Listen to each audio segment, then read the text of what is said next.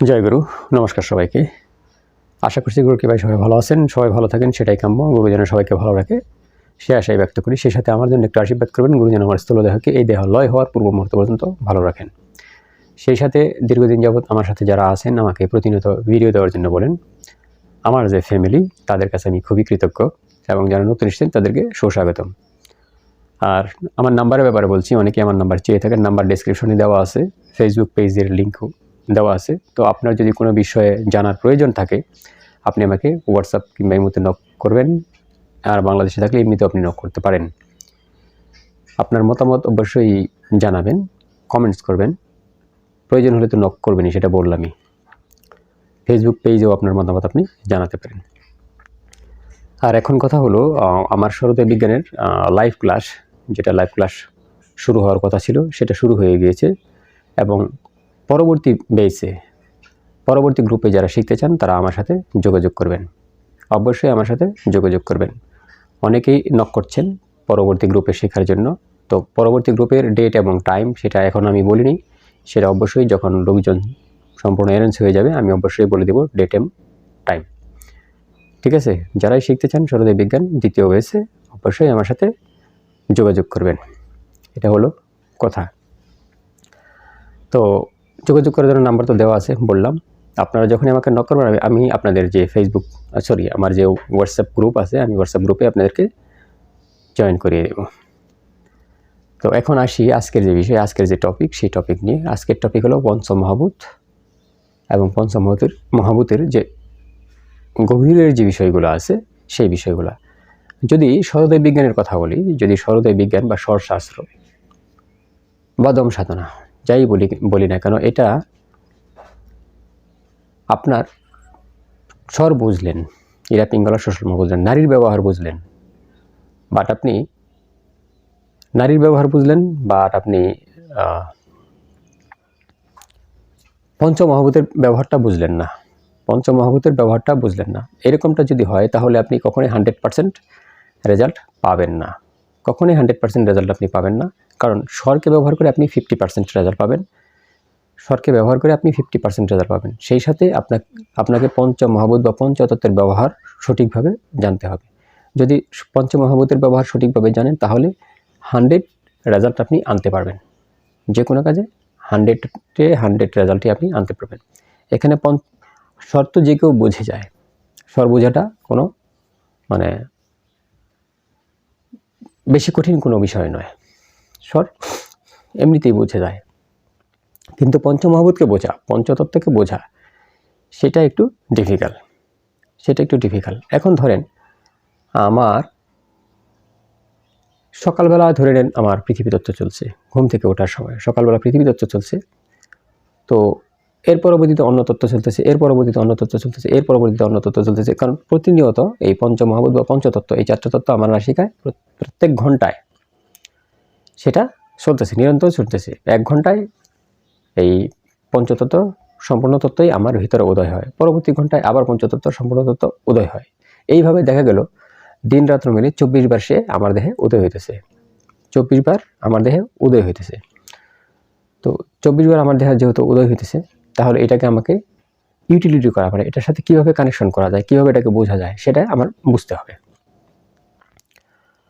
তো দেখুন, একটা কথা বলি, আপনার জলতত্ত্ব এবং পৃথিবীতত্ত্ব, জলতত্ত্ব এবং পৃথিবীতত্ত্ব সেটা আপনার বাম নাসিকায় ভেরি স্ট্রং।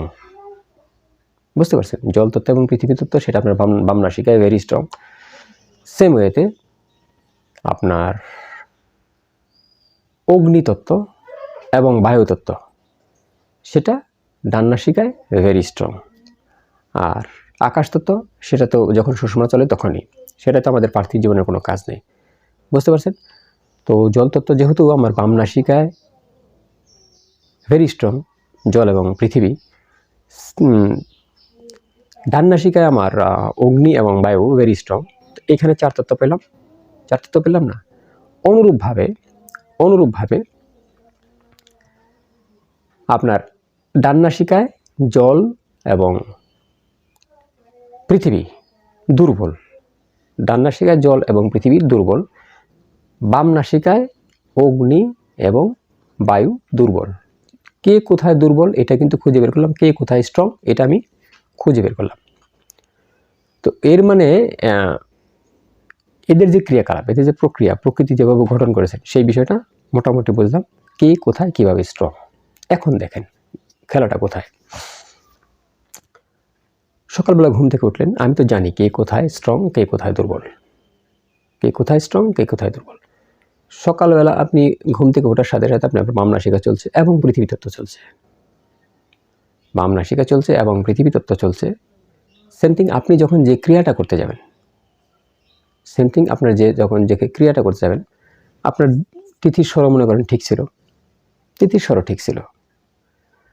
আপনি যখন ক্রিয়াটা করতে যাবেন তখন আপনার অগ্নিতত্ত্ব চলে, যখন ক্রিয়াটা করবেন অগ্নিতত্ত্ব চলে, বাম নাসিকায় অগ্নিতত্ত্ব চলতেছে, কাজটা শুরু করবেন।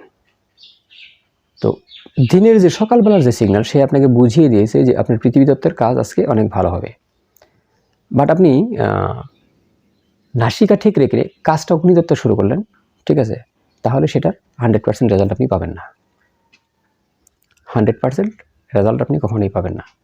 তো আপনাকে কি করতে হবে, এই জিনিসটা আপনি যদি 100% রেজাল্ট আনতে চান, 100% রেজাল্ট আনতে চান, তাহলে অবশ্যই ওই পৃথিবী তত্ত্ব, পৃথিবী তত্ত্ব যেহেতু সকালবেলা সিগন্যাল দিয়েছে পৃথিবী তত্ত্ব, তো পৃথিবী তত্ত্ব বাম নাসিকায় আপনার কাজটা যদি করেন তাহলে 100-100 রেজাল্ট পাবেন। কারণ সকালের যে সিগন্যালটা, ওই সিগন্যালটা বুঝতে হবে।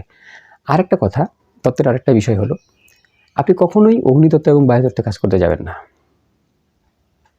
অগ্নিতত্ত্বের কাজ আছে, অগ্নিতত্ত্বের কাজ যে নেই এরকম কোনো কথা না। অগ্নিতত্ত্বের কাজ আছে, সেটা ক্রূর কাজ, অন্য ধরনের কাজ। বায়ুতত্ত্বের কাজ আছে, সেটা ক্রূর কাজ, অন্য ধরনের কাজ। এটা আমাদের পার্থিব জীবনে ওইরকমভাবে ম্যাটার করে না। এটা বেশিরভাগ মানে অসৎ কাজে ব্যবহার করা হয়, অসৎ কাজে ব্যবহার হয়। তো পার্থিব জীবনের জন্য জলতত্ত্ব এবং পৃথিবী তত্ত্ব আমার সবচেয়ে বেশি প্রয়োজন, সবচেয়ে বেশি প্রয়োজন আমার জলতত্ত্ব এবং পৃথিবী তত্ত্ব। অনুরূপভাবে জলতত্ত্ব যদি সকালবেলা চলে, জলতত্ত্ব যদি সকালবেলা চলে, তো আপনি কি করবেন, যখনই কাজটা করবেন আপনি তত্ত্ব আনা তো বেশিক্ষণ সময় না। যদি আপনি তত্ত্ব সাধনা করেন, সেটাকে আনা আপনার কাছে বেশিক্ষণ সময় না। একটা কথা বলি, সেটাকে আনা আপনার কাছে বেশিক্ষণ সময় না। এবং নাসিকা চেঞ্জ করতে ওটা আপনি করবেনই। যে আমার লাইভ ভিডিও যারা লাইভ ক্লাস করবেন তারা এই সমস্ত সিক্রেট বিষয়, যারা এগুলো আমি সিক্রেট থেকে সিক্রেট বিষয় আমি লাইভ ক্লাসে আলোচনা করবেন, সিক্রেট থেকে সিক্রেট বিষয়। তো আপনি তত্ত্ব আনলেন, আপনি নাসিকা চেঞ্জ করলেন, এখন কাজ শুরু করলেন। এখন মনে করেন আপনার যে কাজে যাবেন, আপনার যে কাজটা করার টার্গেট, যে কাজটা করার টার্গেট, যে এই কাজটা আমি করব আজকে, সেটা পৃথিবী তত্ত্বের কাজ। ধরে নিলাম পৃথিবী তত্ত্বের কাজ। আপনি পূর্বের দিন মাইন্ডে সেট করে নেবেন, আমার আগামীকাল সকালবেলা পৃথিবী তত্ত্বের কাজ, আমার পৃথিবী তত্ত্বকে উদয় করতে হবে সকালবেলা, ধরে নেবেন। তো ঘুম থেকে উঠেই আপনি বাম নাসিকা চালিয়ে দেবেন, না চালিয়ে আপনি চালিয়ে দেবেন, এবং পৃথিবী তত্ত্বের যে বীজ আছে, পৃথিবীর তত্ত্বের আনার যে সিস্টেম আছে, পৃথিবী তত্ত্বকে আপনি জাগৃত করবেন। পৃথিবী তত্ত্ব জাগৃত করবেন আপনি, পৃথিবী তত্ত্ব জাগৃত করে তার পরবর্তীতে আপনি আপনার যে ক্রিয়াকলাপ আছে, যেভাবে পৃথিবী তত্ত্বের কাজ করলে আপনি সফল হবেন, এই নিয়ে আমি অনেক ভিডিও দিয়েছি। আপনি সেইভাবে পৃথিবী তত্ত্বের কাজ করবেন। মোট কথা সকালবেলা আপনি টার্গেট করে নেবেন আপনার কোন তত্ত্বের কাজ, সেই তত্ত্বটাকে আপনি অধীনস্থ করে নেবেন। সকালে তো অধীনস্থ করলেনই, এবং যখন কাজটা আপনি শুরু করবেন তখন আপনি অধীনস্থ করে যে নাসিকায় যেভাবে করা দরকার আপনি ওই নাসিকা এইভাবে করবেন, তাহলে আপনার যে কোনো কাজ 100% হবে। এখন আরেকটা কথা, তত্ত্ব বোঝাটা অনেক টাফ। তত্ত্বের ভিতরে যদি আবার তত্ত্ব সংমিশ্রণ থাকে, তার ভিতরে যদি আবার তত্ত্ব সংমিশ্রণ থাকে, সেক্ষেত্রেও এটা একটু বিরূপ প্রক্রিয়া দেয়। মানে কাজ তো হবে, বাট একটু ডিলে হবে, একটু ডিলে হবে। এগুলো সূক্ষ্ম থেকে সূক্ষ্মতর বিষয়, সূক্ষ্মতরে খুবই সূক্ষ্মতর বিষয়। তো এই ব্যাপারে আমি ক্লাসে আমি আরও আলোচনা করব, যেহেতু এটা খুব সূক্ষ্ম বিষয়, অনেক সূক্ষ্ম বিষয়। তো এইভাবে তত্ত্ব দ্বারা আপনি আপনার যে কোনো কাজকে শতভাগ সাকসেস আনতে পারেন। আজকে এই পর্যন্ত। জয়গুরু, নমস্কার সবাইকে।